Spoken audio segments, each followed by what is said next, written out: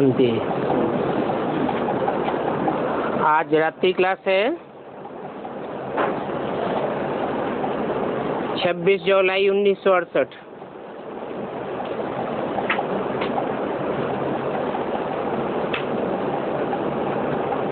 सारा मदार है रक्षाबंधन पर।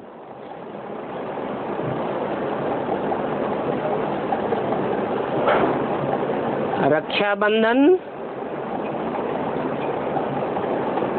कौन से वर्ण का त्योहार है?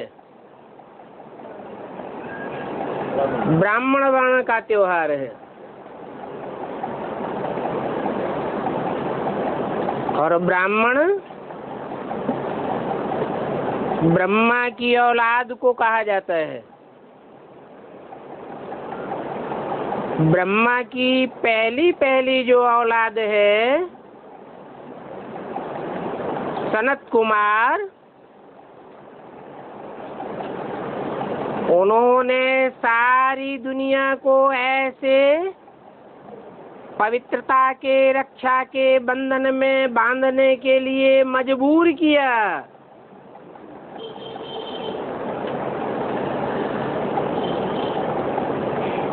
कि सारा मदार रक्षाबंधन के ऊपर आ जाता है।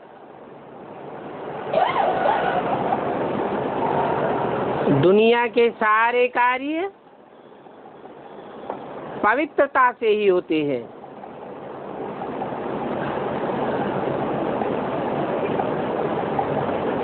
और पवित्र गृहस्थाश्रम भारत में था।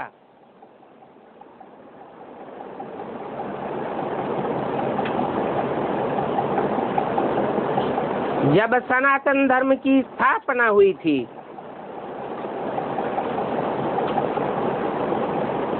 अभी भारत अपवित्र है।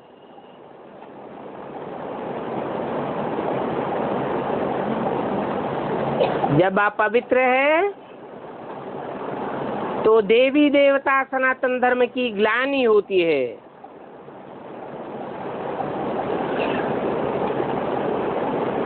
क्योंकि पवित्र बनते नहीं है।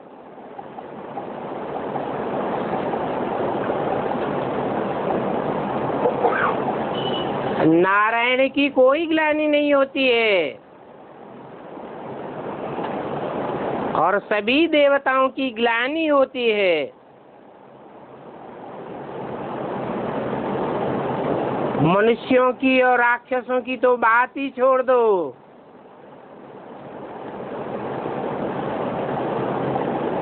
इससे क्या साबित हुआ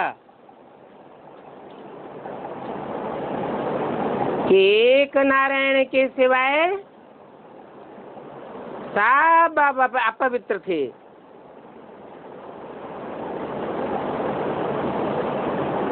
पहला पवित्रता का बंधन नारायण वाली आत्मा ने अपने को बांधा।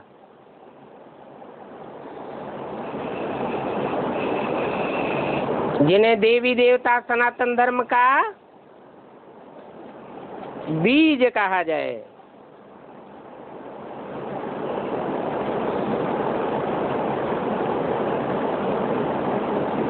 ऐसा बीजारोपण करने के लिए पुरुषोत्तम संगम युग पर बाप ही आते हैं और कहते हैं कि पावन देवता बनो। किसके द्वारा कहते हैं? ब्रह्मा मुख से कहते हैं पवित्र देवता बनो। ब्रह्मम वाक्यम जनार्दनम कहा जाता है।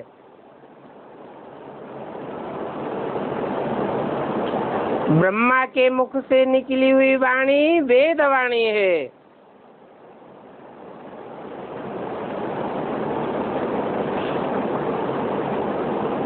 तो कहते हैं पवित्र बनो। और ये भी बताते हैं जब आते हैं उस समय ऐसी दुनिया की स्टेज हो जाती है कि कोई भी पवित्र रह नहीं सकता।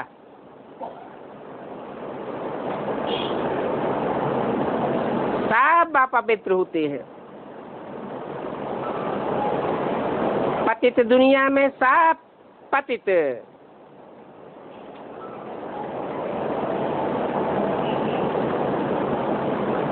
तो देवी देवता सनातन धर्म की ग्लानि हो जाती है। बाप भी कहते हैं देवता धर्म की बड़ी ग्लानि कर दी। अभी भगवान बाप ऑर्डिनेंस निकालते हैं, कहते हैं कि पवित्र बनो तो पवित्र दुनिया के मालिक बनेंगे। अभी भारतवासी धर्म भ्रष्ट और कर्म भ्रष्ट हो गए हैं।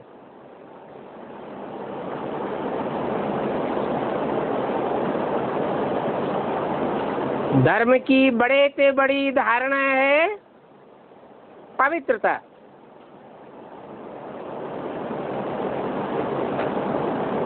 उस पवित्रता की स्टेज को भी पहचानना है।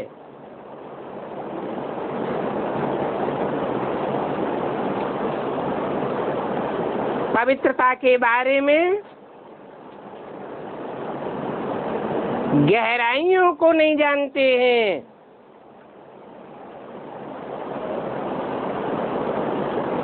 सन्यासियों ने जैसे पवित्रता की ऊपर ऊपर की परिभाषा उठा ली है।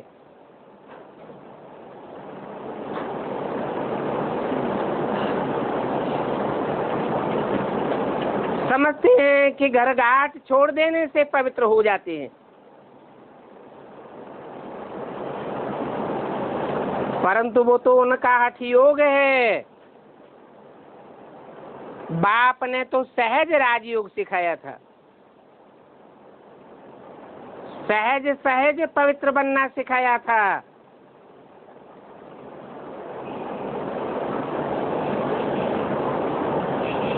इन सन्यासियों ने तो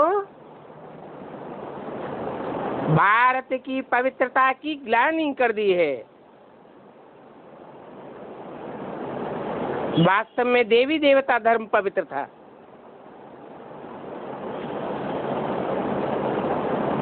जो देवी देवता सनातन धर्म ब्रह्मा के पहले पहले पुत्र सनत कुमार के द्वारा स्थापन होता है।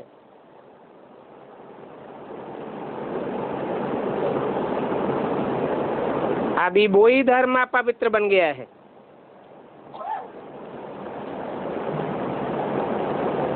तो बाप कहते हैं ऐसे धर्म की ग्लानि के समय पवित्रता कहाँ से आ गई?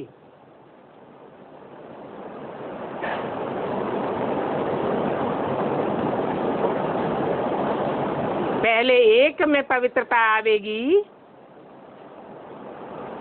या सभी में पवित्रता आवेगी? पहले एक की बुद्धि में पवित्रता की बात बैठती है, फिर नंबरवार औरों की बुद्धि में बैठती है।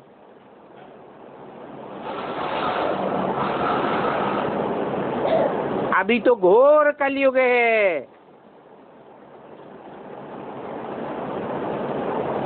तो पवित्रता की बात पर ध्यान ही नहीं देते हैं। इसलिए आदि सनातन देवी देवता धर्म की ग्लानि हो पड़ी है।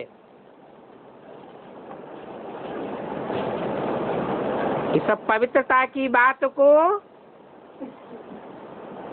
100% समझाने में कितनी मेहनत लगती है।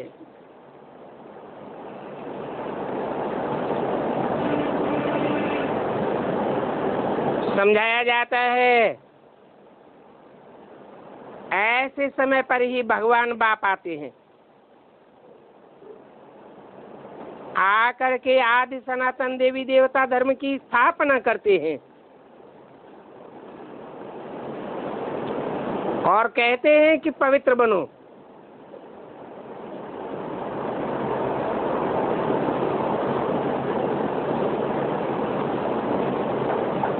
ये भी बताते हैं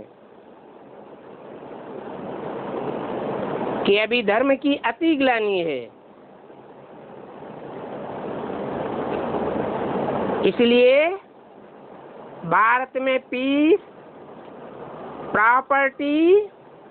प्रॉस्पर्टी खलास हुई पड़ी है।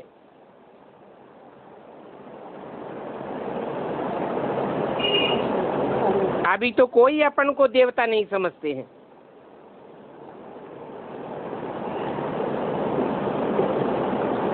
सब लेवता है।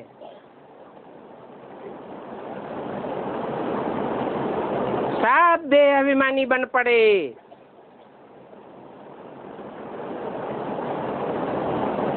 अपन को देह समझने के कारण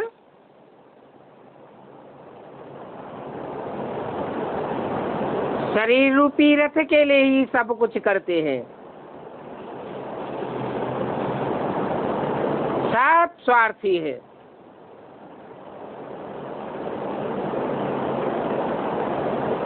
अभी बाप बताते हैं अपन को आत्मा समझो।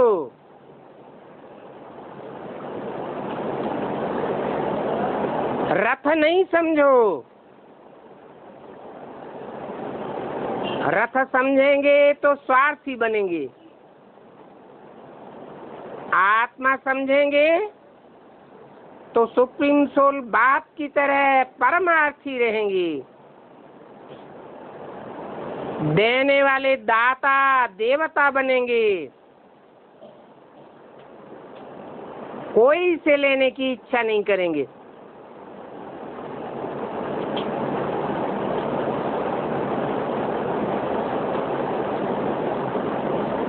अभी कोई नहीं कहेगा कि मैं देवता हूं। और ही कहते हैं कि ये देवताएं भी तो विकारी थे। अरे देवताएं तो आत्मिक स्थिति वाले होते हैं,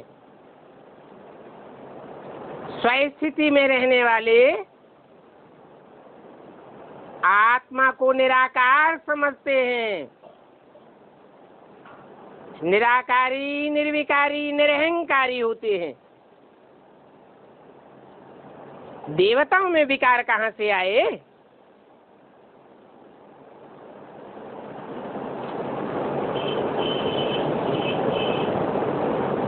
भारत पूज्य था,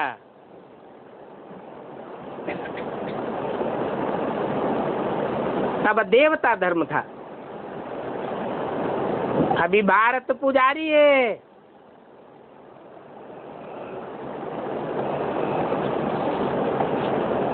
पुजारियों को दर दर माथा टेकना पड़ता है। पूज्य को कोई के दर पर माथा टेकने की दरकार नहीं।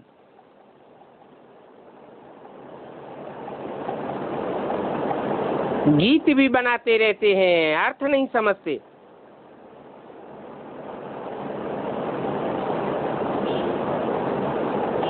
ऐसी ऐसी संस्थाएं हैं जिनकी फीमेल हेड्स बहुत सेवा करती हैं। उनको सोशल वर्कर्स कहते हैं। परंतु वास्तव में पवित्र बनाने की सेवा तो कोई भी नहीं करते। अभी बाप ने तुम शक्तियों को ये सेवा सौंपी हुई है कि खास भारत को और आम सारी दुनिया को पवित्र बनाना है।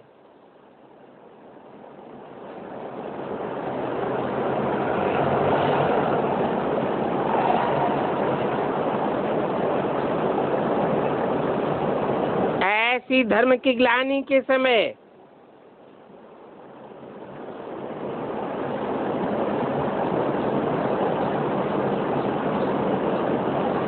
सबको पवित्र बनने की प्रेरणा देती हो,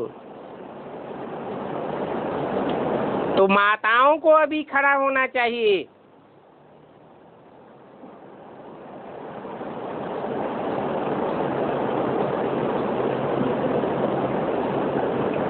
ताकि नेपाल आदि की तरफ पवित्र बन सके। ये क्या बात हुई? हाँ? सिर्फ नेपाल की तरफ पवित्र बन सकेंगे? हाँ? हाँ, हद की नेपाल की बात नहीं है,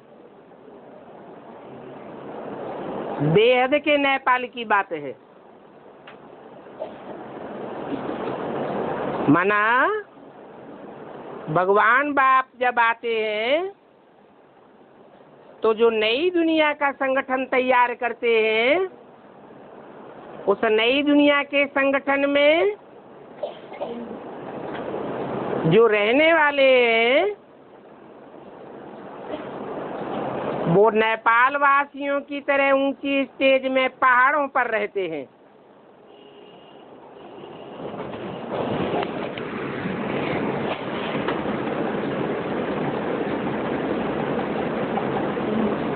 ऐसी ऊंची स्टेज पर रहने वालों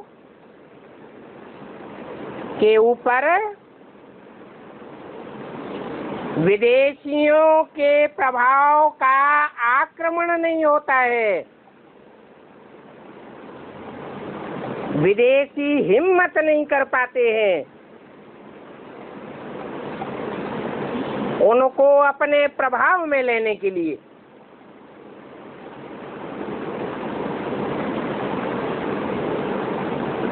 सारे भारत के ऊपर विदेशियों ने आक्रमण किए, बड़े बड़े आक्रांताएं आए, सारे भारत को अपना दास बनाया।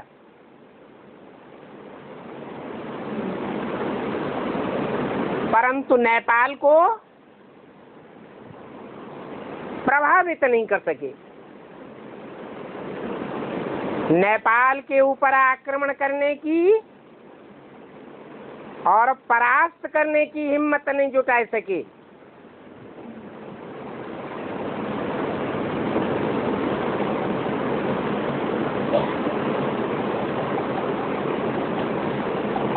आज उन नेपालियों के ऊपर माओवादियों का राज्य है। किनका राज्य है?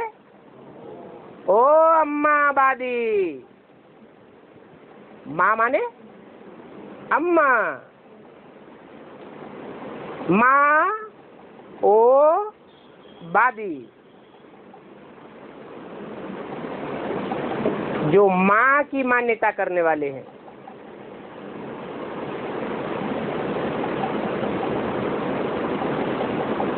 कौन है माँ की मान्यता करने वाले?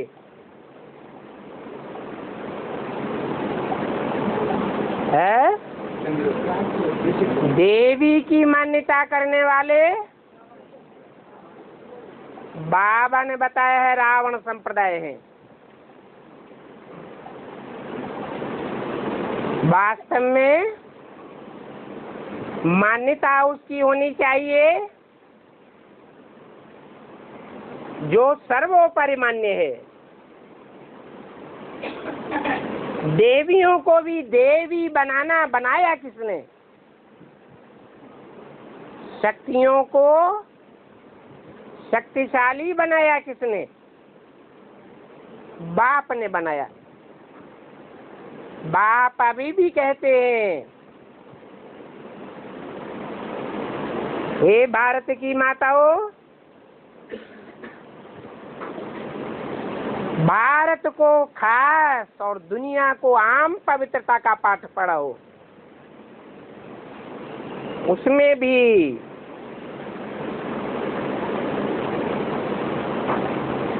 नेपालियों के ऊपर विशेष ध्यान देना है, जो नई दुनिया की पालना करने वाले बनने हैं। कौन बनेंगे नई दुनिया की पालना करने वाले? इस्लामी, बौद्धि, क्रिश्चियन, चंद्रवंशी, बौद्धि कौन बनेंगे? है? हाँ जी। नेपाल भारत के उत्तर में पूर्व से पश्चिम तक फैला हुआ है।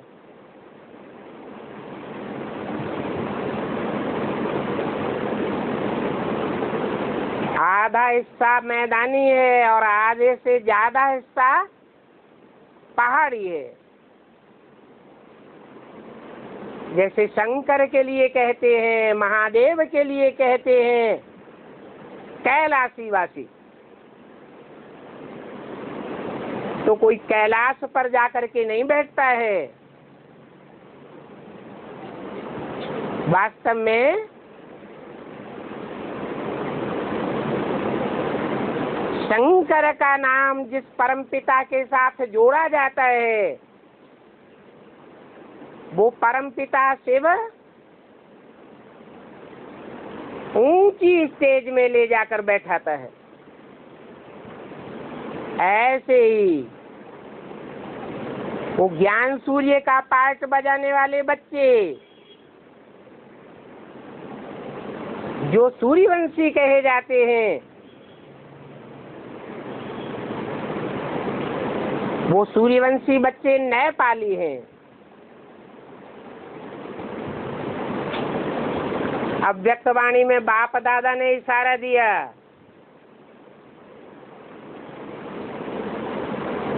संदेशियों के द्वारा इशारा दिया, मम्मा बाबा का जन्म नेपाल में होगा।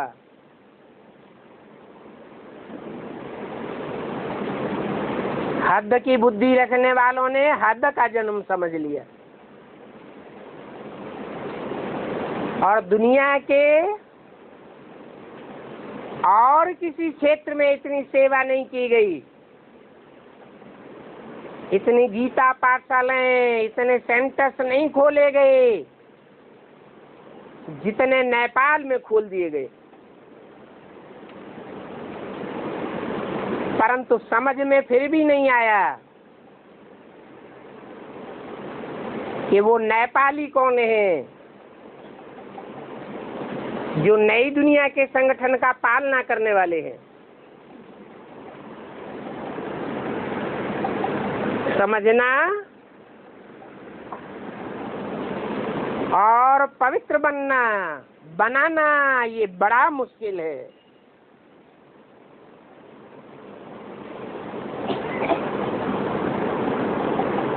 नेपाल का जो महेंद्र है, उस समय नेपाल का राजा 68 में कौन था? महेंद्र। वो तो पवित्रता को भी नहीं मानेंगे।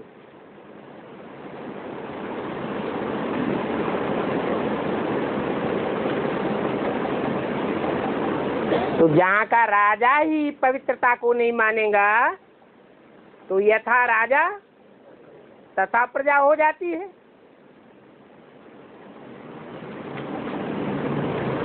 फिर प्रजा भी नहीं मानेगी। तो ऐसे देश में पवित्रता की स्थापना करना तो बहुत कठिन हो जाएगा।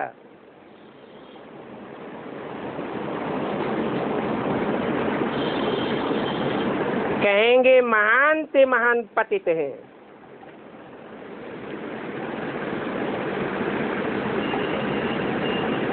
बाप कहते हैं न बड़े आदमियों की तकदीर में नहीं है।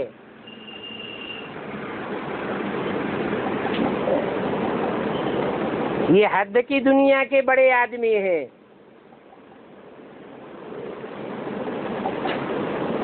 राजाएं महाराजाएं कहे जाते हैं।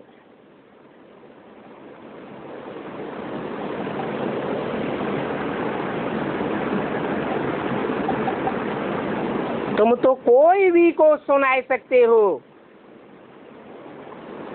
कि देवताएं कैसे पवित्र थे। कोई घरगाट को छोड़ करके जंगल में जाकर के पवित्र नहीं रहते थे। घर गृहस्थ में रहते हुए पवित्र थे।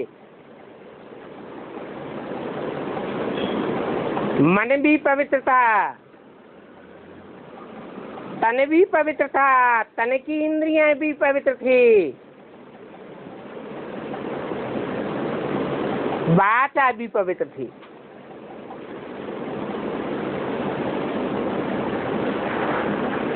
यहाँ तो देखो कितने पतित बन पड़े हैं। अभी भारत का क्या बुरा हाल हो गया है।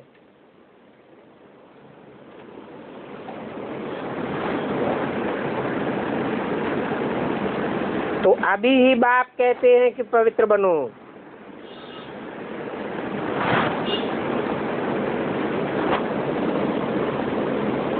इस पवित्रता की बात में ही मुसीबत पड़ती है।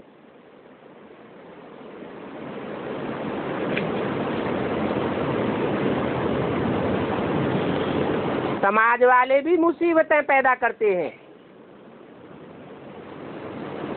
गवर्नमेंट भी मुसीबत पैदा करती है, जन्म जन्मांतर के आत्मा में जो विकारों का लेप छेप लगा है, कितना तंग करता है।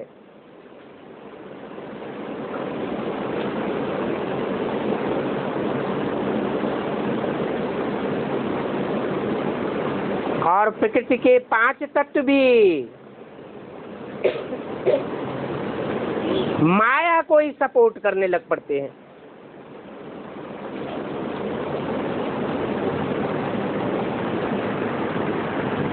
ये माया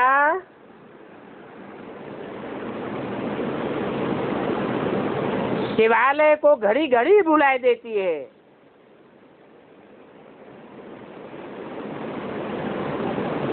जो शिवालय भारत में आज भी यादगार बना हुआ है, पवित्रता की टॉप स्टेज का यादगार, ऐसी पवित्रता कोई भी सन्यासी, कोई भी महात्मा, कोई भी धर्म पिताएं धारण ही नहीं कर सकते।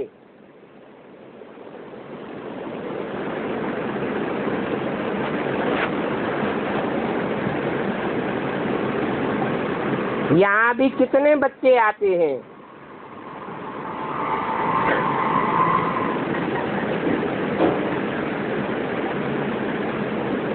पवित्रता का बंधन बांधते हैं। पहले खून से लिख कर देते थे, अभी स्टाम्प पेपर पर लिख करके देते हैं।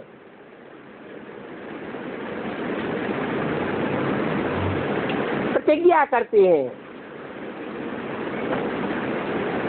फिर भी बाबा कहते हैं खबरदार रहो।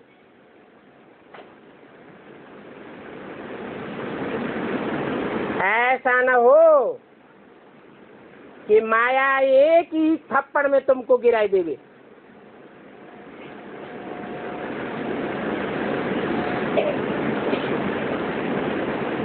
बाप की गोद लेकर के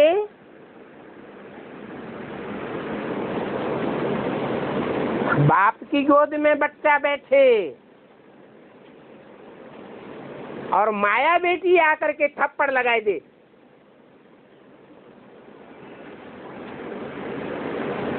माया का थप्पड़ खाया तो चकनाचूर हो जाएंगे। बाप की पत गंवाए देंगे।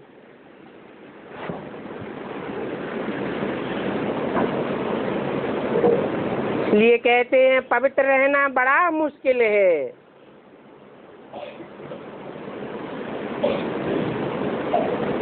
इस दुनिया का और खास भारत का सारा वातावरण ही पवित्रता के बरखिलाफ है।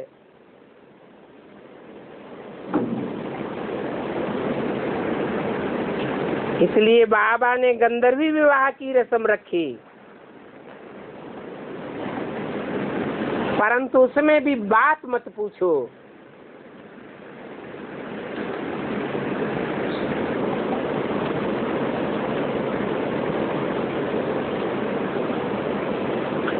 कितने अपवित्र बन पड़ते हैं। ऐसे समय बाप को आकर के पवित्र जरूर बनाना है।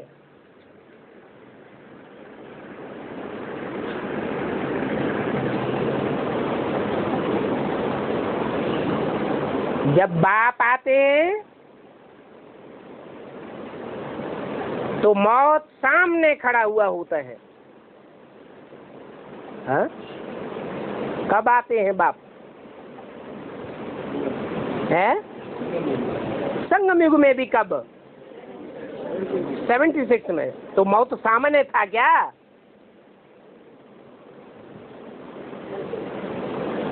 है? था या नहीं था?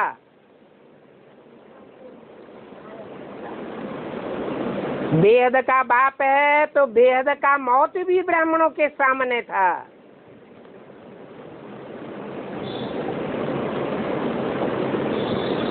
सेवेंटी 76 में बाप साकार में मौजूद था या नहीं था? है? था। फिर कितनों को पता था, कितनों को निश्चय था कि बाप साकार में 76 में मौजूद है? है? है? कोई को पता नहीं था। तो सब अनिश्चय बुद्धि मरंती की स्टेज में थे। मौत सामने खड़ी हुई थी।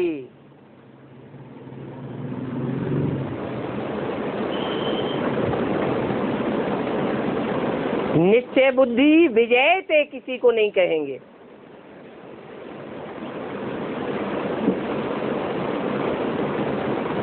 ऐसे समय पर बाप आते हैं।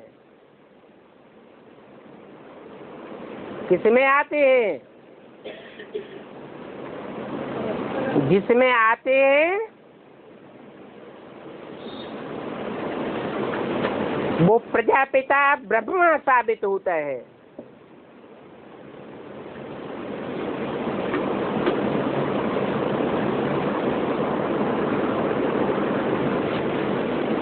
ऊंच से ऊंच बाप है।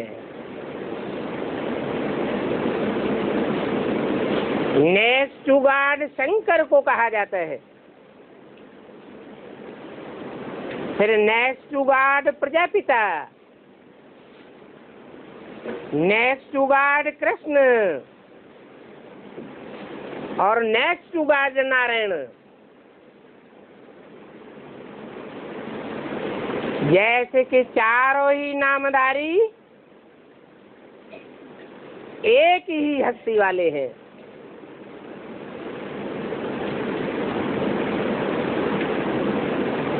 वो श्रेष्ठ से श्रेष्ठ पार्ट बजाने वाला बाप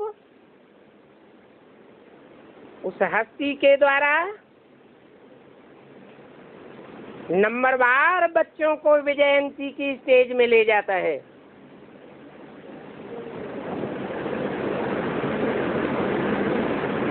अगर श्रीमत पर नहीं चलते हैं, प्रतिज्ञा करके प्रतिज्ञा को तोड़ते हैं, तो विनश्यंती हो जाते हैं। क्योंकि मौत सामने खड़ा है।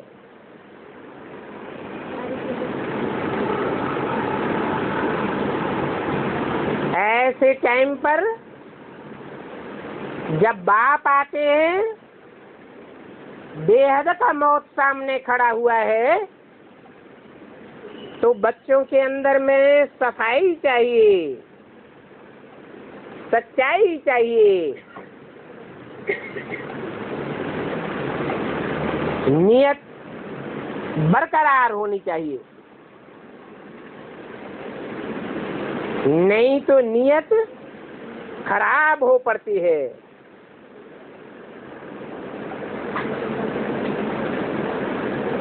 सच्चाई है पवित्रता की, दैवी गुणों को धारण करने की। एक एक बच्चे को अपने अंदर को पहचानना है, जानना है, कदम कदम पर जांच करनी है। हमारी चलन देवताओं जैसी बनती जाती है,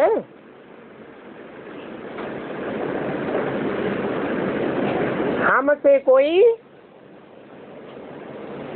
आसुरी विकारी काम तो नहीं हो जाता।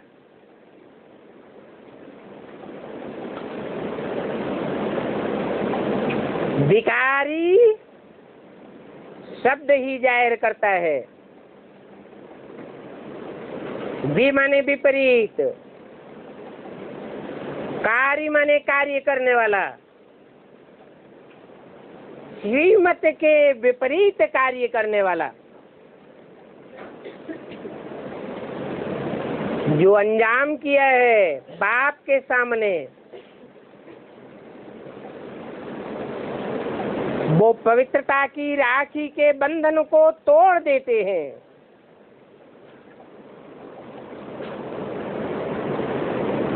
इसलिए बाप कहते हैं तुरंत अपना पोता मिल लिखो। ईश्वरीय दरबार में कभी झूठ नहीं बोलना चाहिए।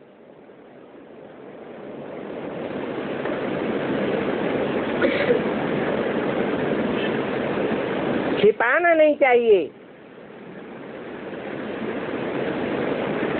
अगर छिपाते रहेंगे तो 100 गुना होता जाएगा।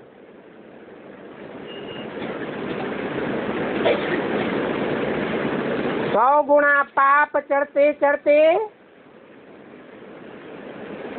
आखिरी माया के फाइनल पेपर में पूरे ही फां हो जाते हैं।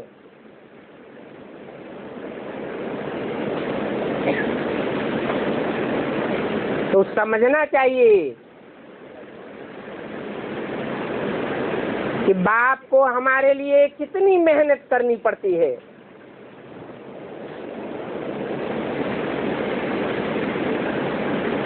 पाप आत्माओं को पुण्य आत्मा बनाने में। फिर भी बाप कहते हैं मैं कल्प कल्प आता हूं और आकर के तुमको पावन बना करके ही जाता हूं।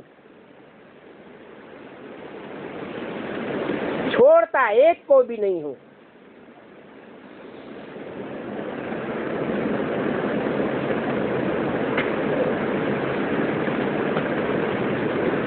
बच्चों के बंधन भी किस्म किस्म के हैं।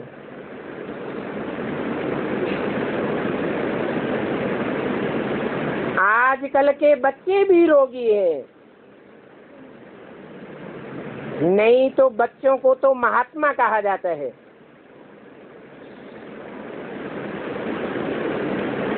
आजकल के छोटी छोटी उम्र के बच्चे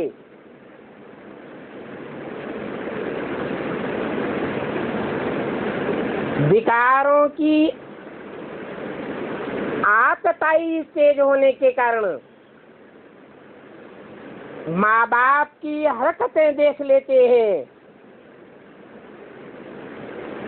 वो हरकतें देख करके कितने रोगी बन जाते हैं।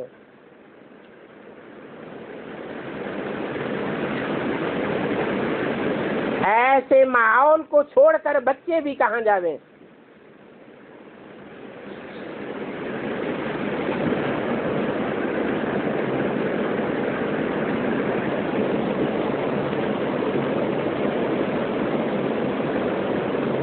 और माँ बाप भी बच्चों को छोड़कर कहाँ जावे। ऐसे ये बेहद का बाप है जो बच्चों को छोड़कर वापस नहीं जा सकता। जैसे कि बाप को भारत पर रहम पड़ता है, तो बच्चों को भी अपने ऊपर रहम आना चाहिए।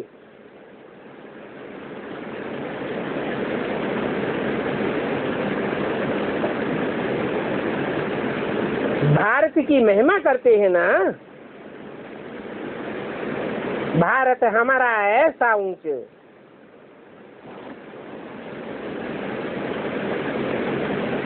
कितनी महिमा करते हैं भारत की।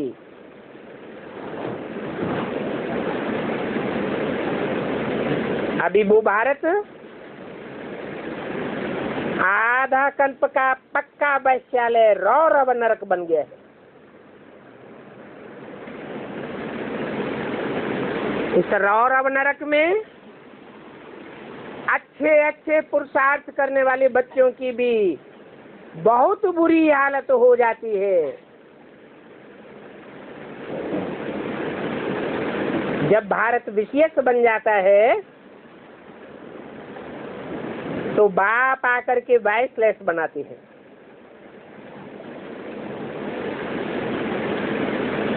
बाप के सिवाय और कोई धर्मात्मा, धर्म पिता, महात्मा आदि में वाइसलेस बनाने की ताकत ही नहीं। उस बाप को ही पतित पावन कह करके बुलाते हैं। गाते भी हैं पतित पावन सीताराम या सीताओं की रम।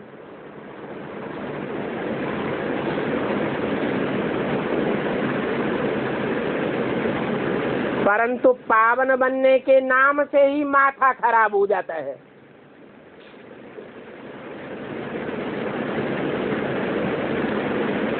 कितना संघर्ष चलता है।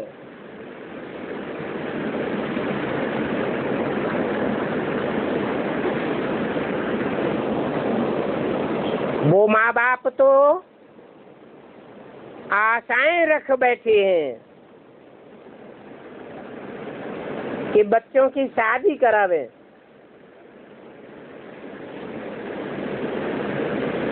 गटर में डालें, अपने वंश का नाम बाला करें। लाखों रुपया खर्च कर देते हैं।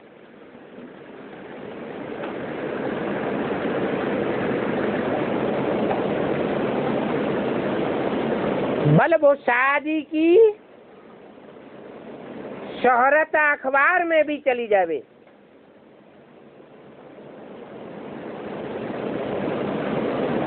भगवानवास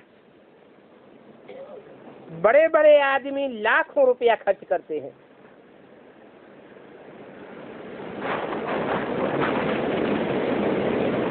इस बात के लिए, बच्चों को गटर में डालने के लिए, विषय वैतरणी नदी में ढकेलने के लिए।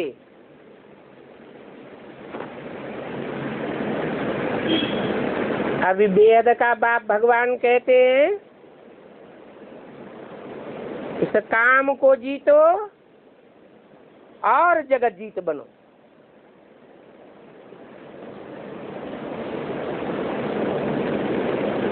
इस काम विकार के कारण खास आधा कल्प पाप आत्माएं बनते रहे हो।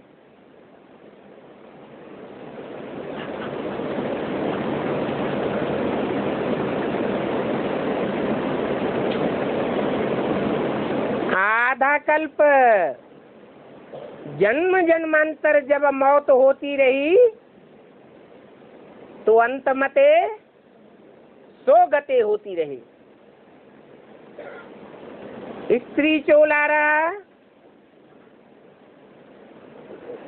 तो पुरुष की याद में शरीर छोड़ता रहा।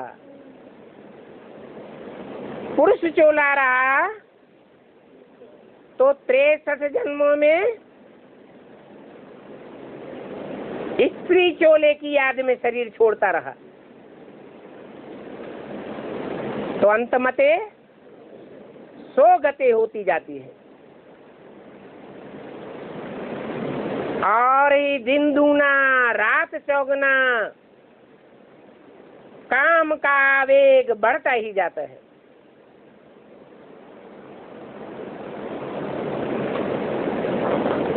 कितने पाप आत्मा बन जाते हैं।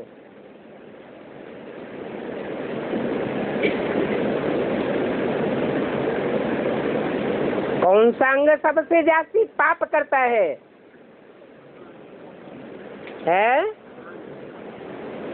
आंख तो शुरुआत करती है,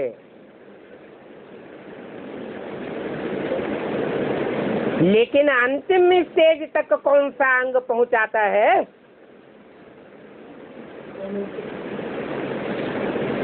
कामेंद्रिय।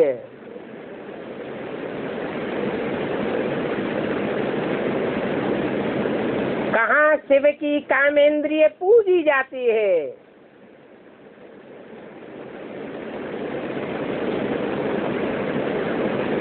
पवित्रता के आधार पर पूजी जाती है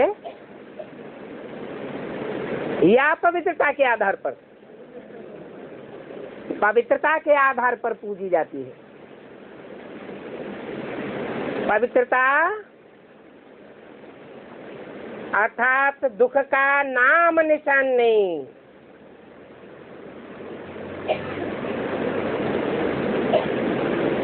इंद्रिय धारण करने वाले को भी दुख का नाम निशान नहीं,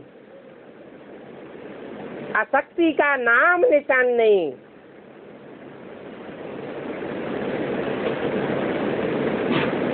और धरणी जो माता कही जाती है उसको भी दुख का नाम निशान नहीं होता।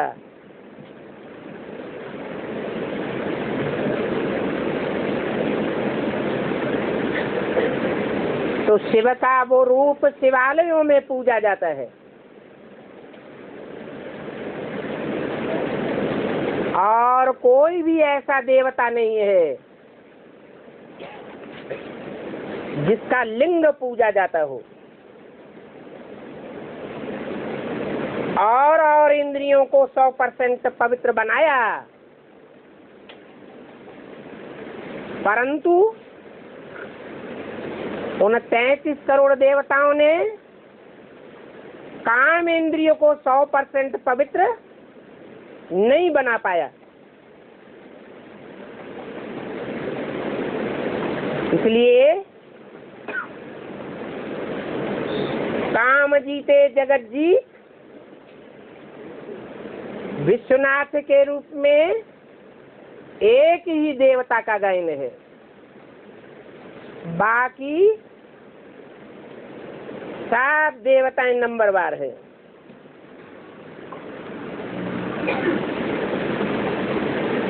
तो 63 जन्म में जो कामेंद्रिय से पाप करते रहे हो वो पाप कट जावे योग के बल से, तो तुम नंबरवार पावन दुनिया के मालिक बन सकते हो।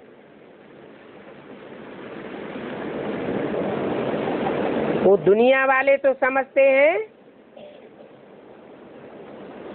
ये ब्रह्मा कुमारियां पवित्रता की बात करके घर फिटाती हैं,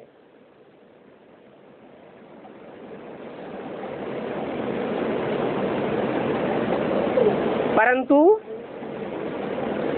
बाप तो कहते हैं कि तुम घर आबाद करने आई हो। सारी दुनिया को एक घर कुटुंब बना करके वसुधैव कुटुंबकम का नारा लगा करके आबाद कर देती हो।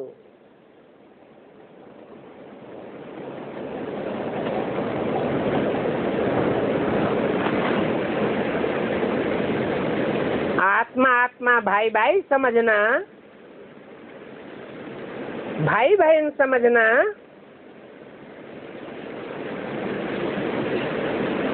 ये कोई घर फिसाने वाली बात थोड़ी है। नहीं तो मंदिरों में जाकर क्यों कहते हैं तुम माता पिता हम बालक तेरे?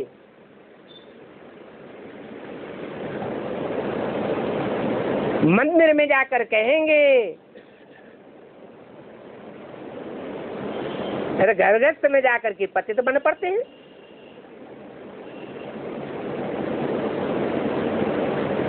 तो क्या ये अंदर बाहर की पवित्रता है? ये अंदर की सच्चाई है।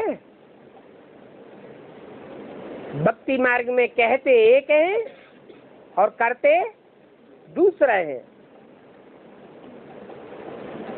बाप आकर के सच्चा ज्ञान सिखाते हैं, कहते हैं कथनी और करनी को एक बनाओ।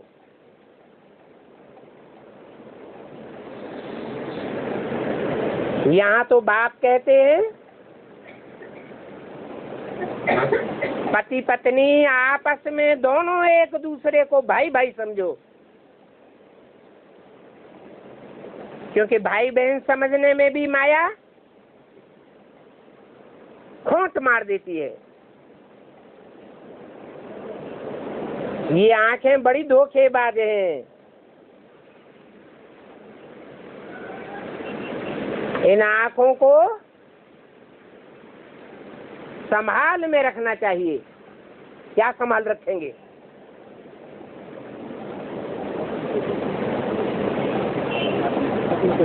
जब भी आंखों से कोई को देखें तो प्रैक्टिस पक्की होती जाए कि हम देह को नहीं देखते हैं,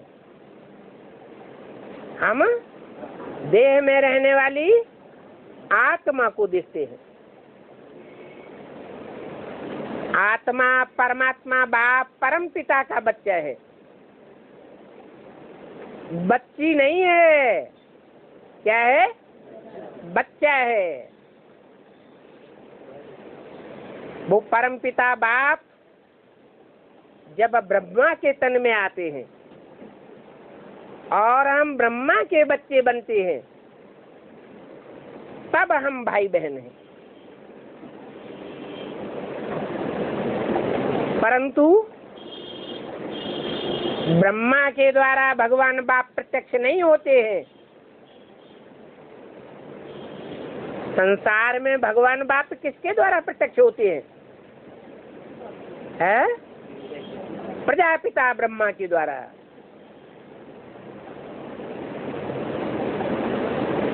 जिसे कहा नेक्स्ट टू गॉड, वही प्रजापिता संसार में शंकर के नाम रूप से प्रत्यक्ष होता है। कृष्ण कहो, नारायण कहो, इस नाम रूप से प्रत्यक्ष होता है।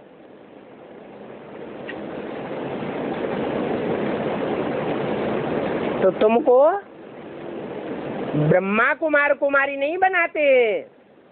क्या बनाते हैं?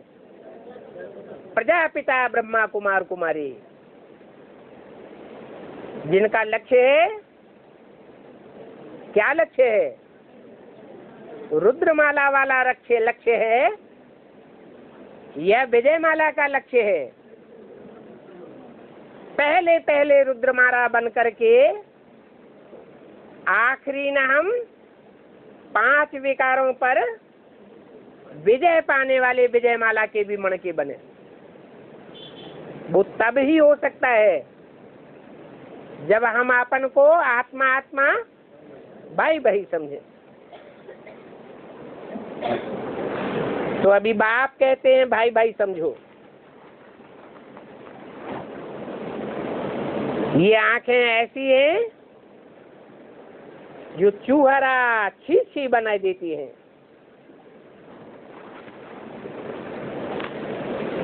इसके लिए बाप को याद करते रहो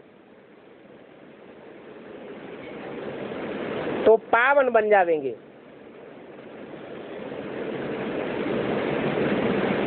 जो बाप को याद नहीं करते हैं ब्राह्मण, नहीं पहचानते हैं, नहीं मानते हैं,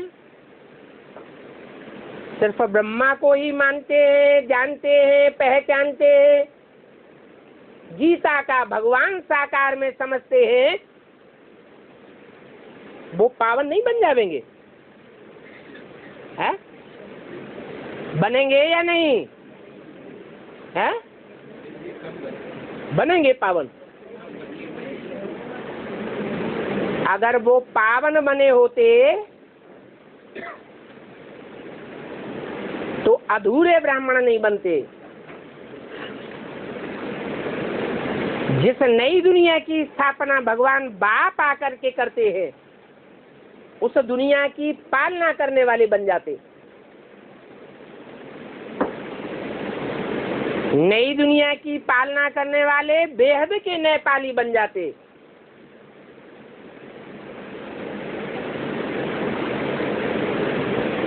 और उन बेहद के नेपाली बच्चों को दुनिया का कोई भी संगठन डाउन नहीं कर सकता है।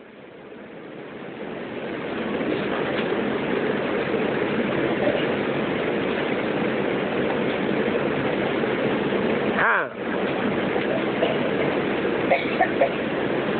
माया किसी को छोड़ती नहीं है। आखिरी जन्म में तो माया सबको धराशायी कर देती है।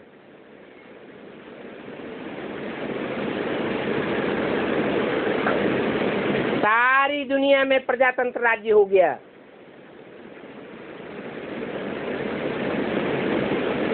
लेकिन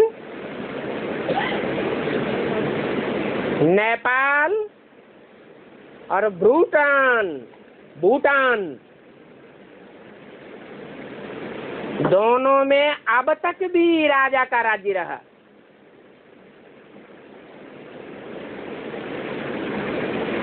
नेपाल भी नीचे गिर गया। राजा की राजाई खत्म हो गई। किसका राज्य आ गया है? माओवादियों का राज्य आ गया।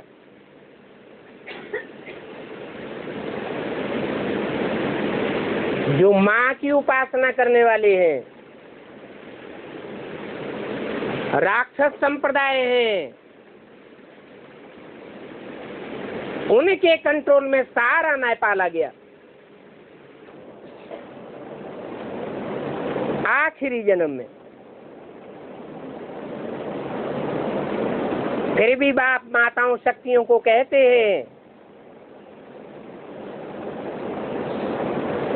कि तुम माताओं में सब एक जैसी माताएं नहीं हैं, एक जैसी कन्याएं नहीं हैं। कोई कोई सूपनखा पूतना है जो नरक का दरवाजा खोल करके बैठ जाती है, नहीं तो सब शिव की शक्तियां हैं जो सच्चे सच्चे बेहद के नेपाल राज्य की स्थापना करती है।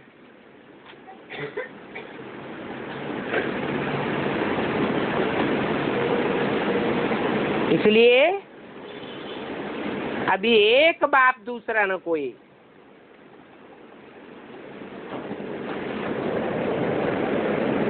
नहीं तो मुफ्त में पद भ्रष्ट कर देंगे।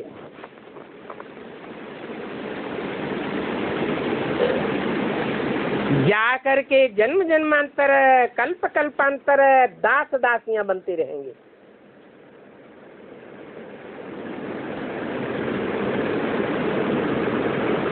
अभी बाप के बने हो तो गफलत नहीं करना। गफलत करने के कारण घाटा बहुत पड़ जाता है। इसलिए बाप कहते हैं इस रूहानी सेवा के लिए फीमेल्स बहुत चाहिए। मेल तो बहुत चाहिए, ऐसे क्यों नहीं कहा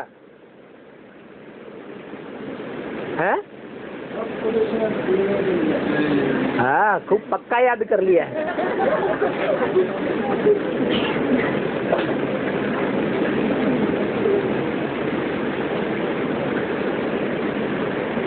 पुरुष चोला विकारों को कंट्रोल करने में अक्षम साबित होता है। फिर भी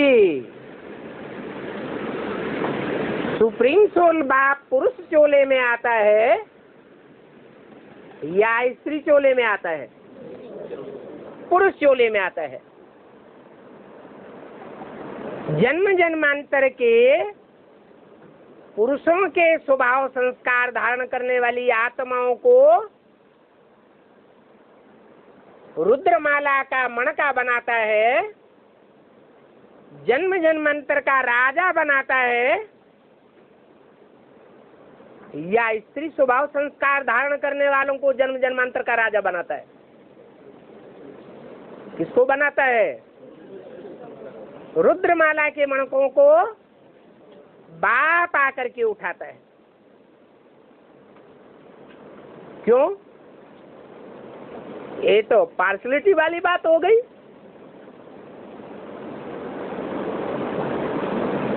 जो पवित्रता को धारण करने योग्य है ही नहीं, धारण करते ही नहीं, सब दुर्योधन दुशासन है, उनको क्यों सपोर्ट करता है?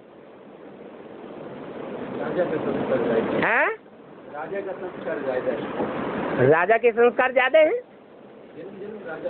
राजा बनना अच्छा है।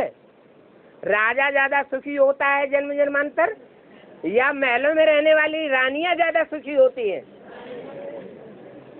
आत्मा की इच्छा सुख भोगने की है या दुख भोगने की है? हर आत्मा की ये इच्छा है कि हम जीवन में रहते सुख भोगे लेकिन दुख न भोगे।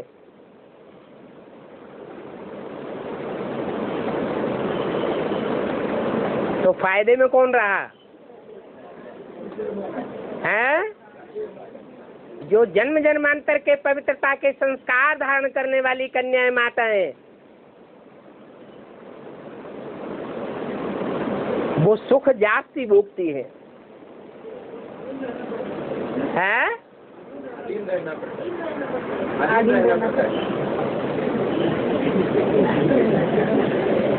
ब्राह्मणों की दुनिया में ब्राह्मण बने आकर के तो आधीन रहना अच्छा है। ब्राह्मणों की दुनिया में ब्राह्मण बनने के बाद या स्वाधीन रहना अच्छा है? स्वाधीन रहना अच्छा है। किसी के अधीन नहीं बनेंगे, है? क्यों? जो एक बाप है उसकी अधीनता स्वीकार करनी पड़ी ना, तो ये तो अच्छी बात नहीं है, हैं? बाप है।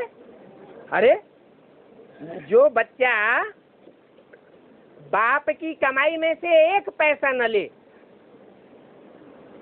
अपनी कमाई से ही बाप से 1.25 गुना बन करके दिखाए, वो बच्चा ज्यादा पावरफुल या बाप की कमाई के आधार पर कमाए हुए धन के ऊपर काबिज हो करके दुनियावी सुख शांति मान मर्तबा भोगता रहे, वो ज्यादा पावरफुल है? कौन? माना जो अपनी कमाई का खाए। हाँ जी, तो ये रुद्रमाला के मणके ऐसे ही मणके हैं। यज्ञ के आदि के भले सब फेलियर से हैं, उन फेलियर से राम संप्रदाय वालों को बाप ने कोई माल मिल्कियत नहीं दी। यज्ञ से उनको कोई सहारा नहीं मिलता है।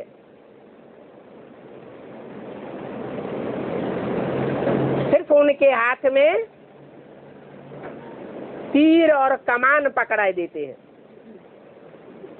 ये लोग ज्ञान के बाण और ये लोग अपना पुरुषार्थ रूपी धनुष।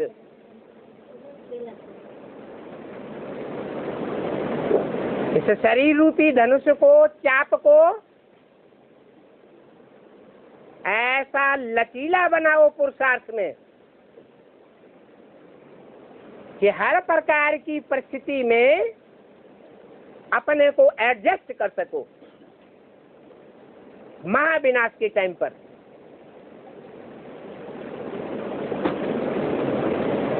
तो वो बच्चे बाप से ये आशा नहीं करते कि वो हमको जोनल इंचार्ज बनाए देवे तब हम बढ़िया ब्राह्मण बनेंगे, सेंटर इंचार्ज बनाए देवे, महलमानियां अटारियां हमको सौंप देवे। मांगने से मरना भला।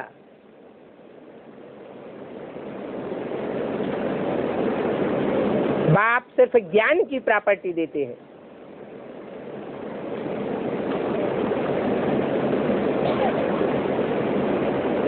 और पुरुष प्रभाव को, पुरुष चोले को तो कोई शरणागत लेने की दरकार भी नहीं है।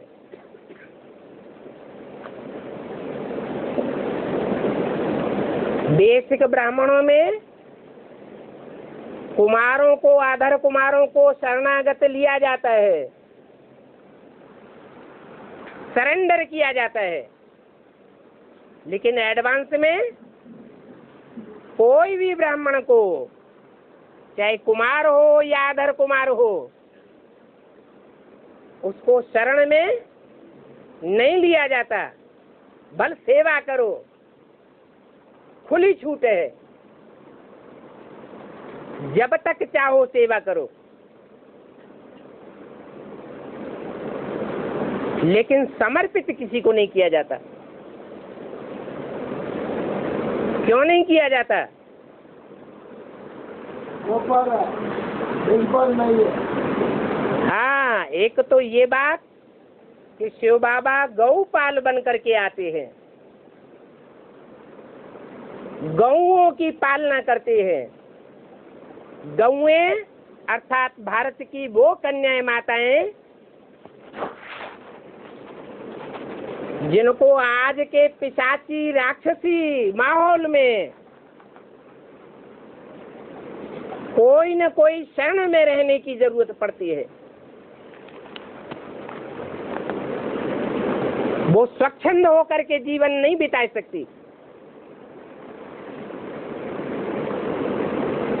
स्वतंत्र होकर के रहे तो उनकी दुर्गति होने की संभावना ज्यादा है। इसलिए बाप आकर के ये गौशाला खोलते हैं। गांव गांव में, शहर शहर में गौशाला खोलते हैं, जो यादगार भक्ति मार्ग में चलती है गीता मंदिरों की।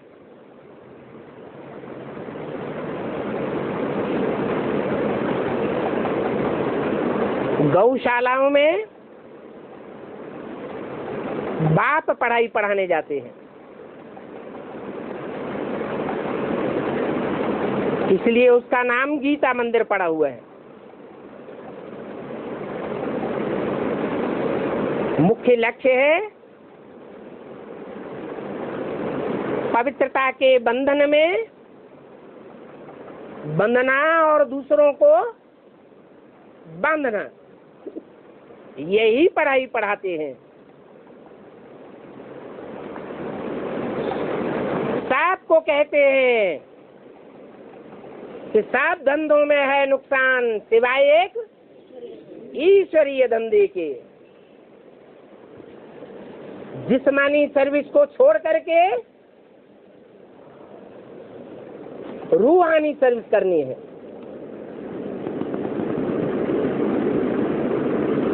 स्वेच्छा से करेंगे तो ज्यादा फायदा होगा, या परिस्थितियों की मार पड़ेगी तब करेंगे तो ज्यादा फायदा होगा? है स्वेच्छा से करेंगे वो ज्यादा फायदे में रहेंगे।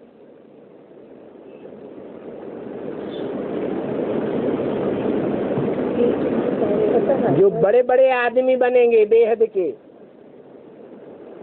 उनके लिए बड़ी रूहानी सर्विस चाहिए। अच्छा, बच्चों को गुड नाइट ओम शांति।